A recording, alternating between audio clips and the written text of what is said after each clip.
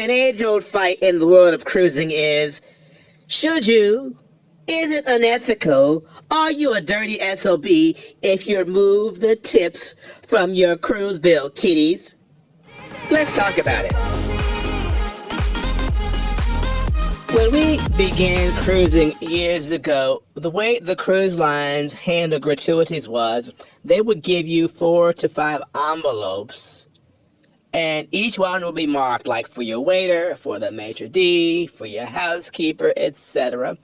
And they would suggest an amount that you leave per person for each one of those roles.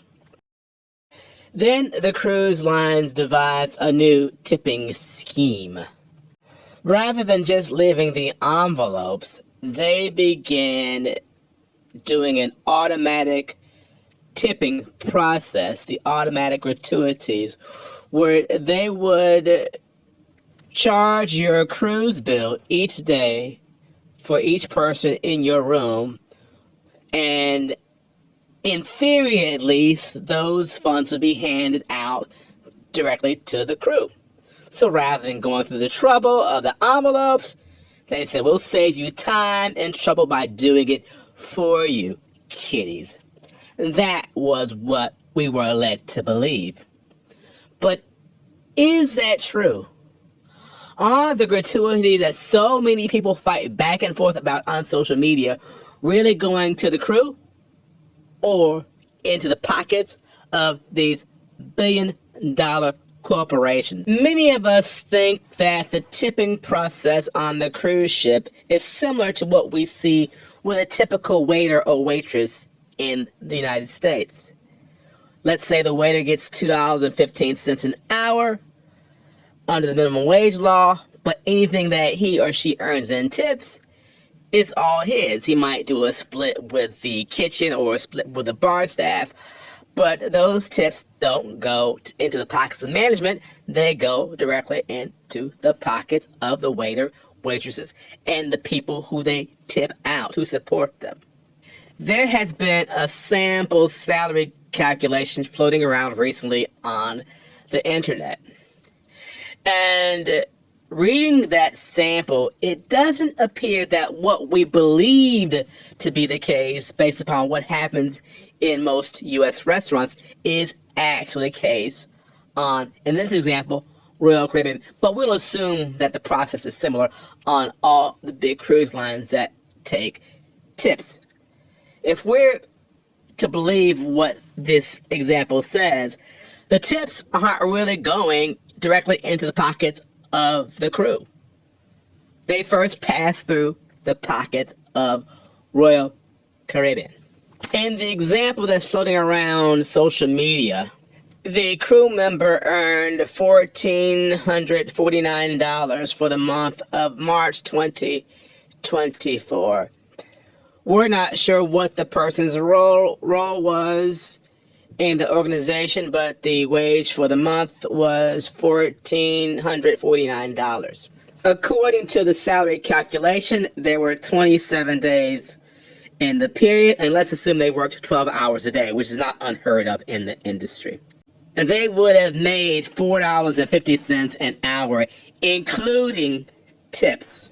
The person was guaranteed a monthly wage of $14.49 no matter what. No matter if they received a lot of tips, 0 tips, they were guaranteed a minimum of $14.49.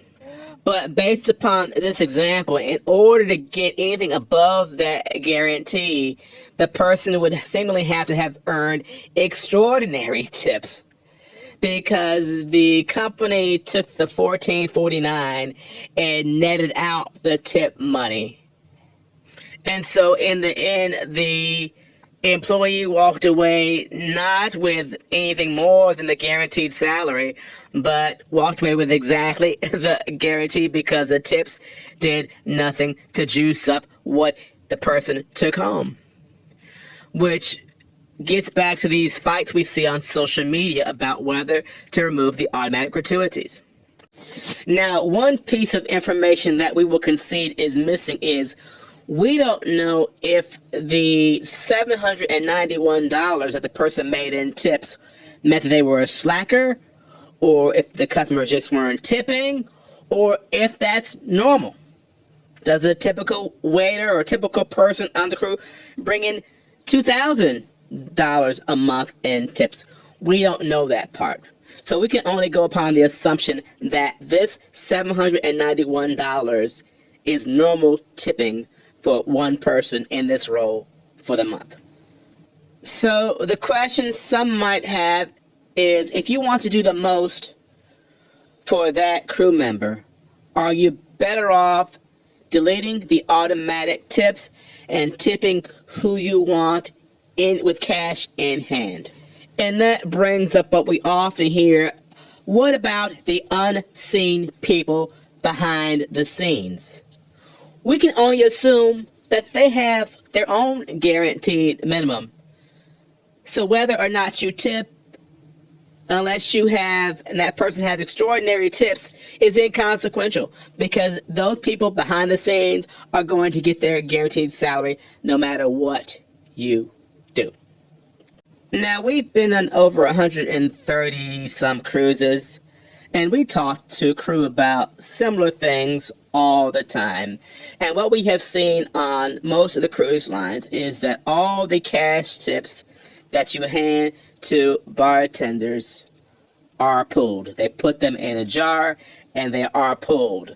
So you're not gaining any advantage with the bar staff by tipping them in cash. Plus, keep in mind, kiddies, 18% gratuities is already built into whatever you buy from the bar. So the bar has already tipped 18%. And then whatever you tip on top of that is pooled. So you're throwing your extra money at the corporation, not at any individual bartender. But what we have been told by most housekeepers is that they keep cash tips. The policy might be for them to turn into cash tips, but the ones we've spoken with, they keep cash tips. And the same for the waiters. If you slide a 20 in his hand, that 20 is going into his pocket, as it should, in my opinion, kiddies, because those guys work hard. So the question on the table is, does one tip the old-fashioned way, tipping who you want, when you want, because of the service they deliver to you, or do you stick with the automatic gratuity process, or do you do both? As I am looking at this sample sheet, kiddies, it is reminding me of a charity where you give X amount to XYZ charity, and you get the income statement and see that a large chunk did not go directly to the clients you thought it was going to service, but went to overhead, management, administration, and things that had no direct impact on the person that tugged on your heartstrings and you wanted to personally support. So whether you go to guest services and remove the automatic process is up to you. But it would help the process, in our opinion, if these cruise lines would simply come clean and tell us exactly what's going on with our money. A disclosure, like a nonprofit puts out a $9.90 telling us what's happened to our donation. Disclose it. Is it going into the corporate pockets, or is 100% of the money being given to the crew, in the same sense that we see 100% of our tips going to our waitress at the diner down the street? Otherwise, you're going to continue to have customers who are suspicious and people fighting on social media over tipping.